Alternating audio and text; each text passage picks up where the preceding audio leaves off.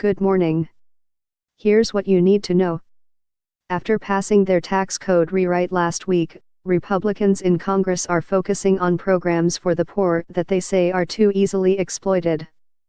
The efforts follow what Senator Mitch McConnell, the Republican leader, called a year of extraordinary accomplishment, including the opening of oil drilling in the Arctic, the ending of the Affordable Care Act's individual mandate, and numerous judicial appointments.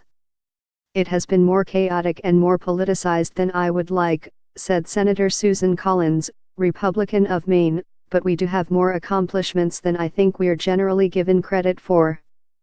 For their part, Democrats plan to contest virtually every Republican-held House seat in 2018, an election year that is shaping up to be a referendum on President Trump.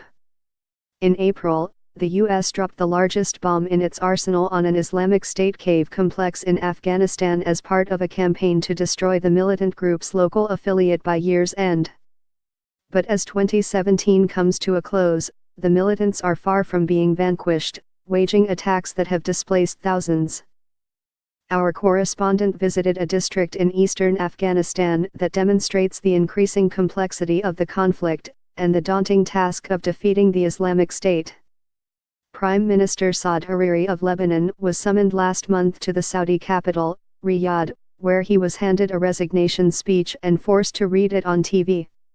He had become a pawn in a push by the Saudi Crown Prince, Mohammed bin Salman, to rein in Iran's regional ambitions. This is the story of Mr. Hariri's month-long trip, as revealed in behind-the-scenes accounts from a dozen officials and associates of Mr. Hariri. A month after one Border Patrol agent was killed and another, who is said to have no memory of the events, was severely injured, no one seems to know what happened. It was initially thought to be an attack, perhaps by migrants or drug smugglers. But the FBI says it's possible the men were hurt accidentally. If this was an assault, believe me, as sheriff, I'd be the first one out there emphasizing safety in our community and with our deputies, Sheriff Oscar Carrillo said. But from what I know and see, that was not the case here.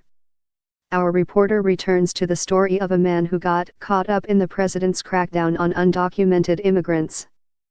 Listen on a computer, an iOS device or an Android device. With sexual harassment dominating the global conversation, business schools are taking case studies from the news. As you probably know, Prince Harry and Meghan Markle will marry next year. Tour groups, ceramics makers, and others are trying to capitalize.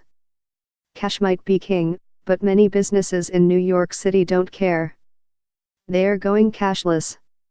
Our Dealbook columnist, Andrew Ross Sorkin, picks his favorite business books of the year. U.S. markets were closed for Christmas. Here's a snapshot of global markets. Tips, both new and old, for a more fulfilling life. Take steps to help your dog this winter.